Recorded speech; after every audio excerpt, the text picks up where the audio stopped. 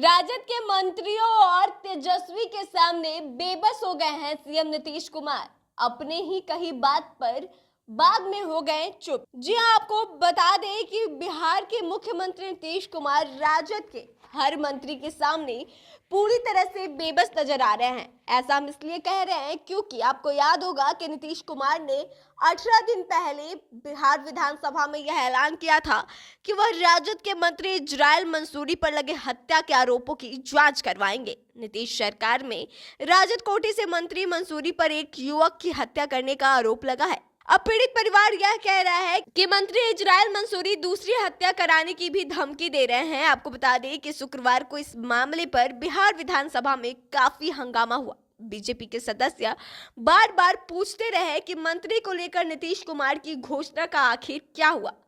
खुद नीतीश कुमार से जब यह सवाल पूछा गया कि आपकी घोषणा कहाँ गई, तो मुख्यमंत्री खामोश बैठे रहे। जो आपको बता दें कि शुक्रवार को बिहार विधानसभा की कार्रवाई शुरू होते ही बीजेपी के विधायकों ने हंगामा करना शुरू कर दिया। नेता प्रतिपक्ष विजय कुमार सिन्हा ने बोलना शुरू किया कि मुजफ्फरपुर के कांटी में राहुल सैनी नाम के युवक की हत्या हुई थी। बिहार सरकार के मंत्री इजराइल मंसूरी पर हत्या कराने का आरोप लगा था। मुख्यमंत्री ने इसी सदन में कहा था कि वे मामले की जांच कराएंगे, लेकिन अब मृतक राहुल की मां मंजू देवी को धमकी दी गई है। कल रात मंजू देवी को कहा गया है कि पहले बेटे की हत्या की है, अब दामाद को मार डालेंगे। मंजू देवी थाने में रो रही है, पुलिस कार्रवाई नहीं कर रही है। सरकार बताए कि वह क्या कर रही है। मुख्यमंत्री ने खुद कहा था कि वह इस मामले की जांच करा रहे हैं, उस जांच का आखिर क्या हुआ। आपको बता दें कि बीजेपी विधायकों के हंगामे के बावजूद भी सरकार की तरफ से कोई बोलने को तैयार नहीं हुआ। मुख्यमंत्री सदन में नहीं पहुंचे। डिप्टी सीएम तेजस्वी यादव चुपचाप बैठे थे। नीतीश के खास माने जाने वाले मंत्री विजय चौधरी भी विपक्ष के हर मामले में बोलते रहते हैं, लेकिन राजद मंत्री के मसले पर वह भी चुप्पी साध कर बैठे रहे। मंत्री इजराइल मंसूरी के मामले में काफी देर तक विधानसभा में हंगामा होते रहा। बीजेपी के विधायक सदन के वेल में धरना पर बैठ गए, लेकिन सरकार की ओर से कोई जवाब देने को तैयार नहीं हुआ। इसी बीच आपको बता दें कि विधायक नंद किशोर यादव ने कहा कि जब मुख्यमंत्री खुद कह चुके हैं कि मामले की जांच की जाएगी, यह बात सदन में कही गई, तो सरकार को बताना चाहिए कि जांच का क्या हुआ, उसमें क्या कार्रवाई हुई। प्रेशर में आए विधानसभा अध्यक्ष ने मंत्री विजय चौधरी को जवाब देने को कहा, लेकिन जदयू ने तुरंत इसका काट निकाला। जदयू के एक और मंत्री श्रवण कुमार बीच में बोलने के लिए उठ खड़े हुए। उन्होंने कहा कि बीजेपी वाले सदन का बहिष्कार कर रहे हैं और फिर वापस आ जा रहे हैं। वे नियम के मुताबिक काम नहीं कर रहे हैं। ऐसे में उनके सवाल का जवाब आखिर सरकार क्यों दे।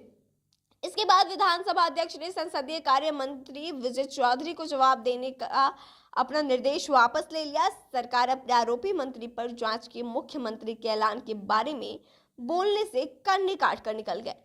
तो ऐसे में अब आपको बता दें कि विधानसभा में नीतीश कुमार से नेता प्रतिपक्ष विजय कुमार सिन्हा ने सीधे पूछ लिया कि इजराइल मंसूरी के खिलाफ जांच कराने के आपके ऐलान का क्या हुआ।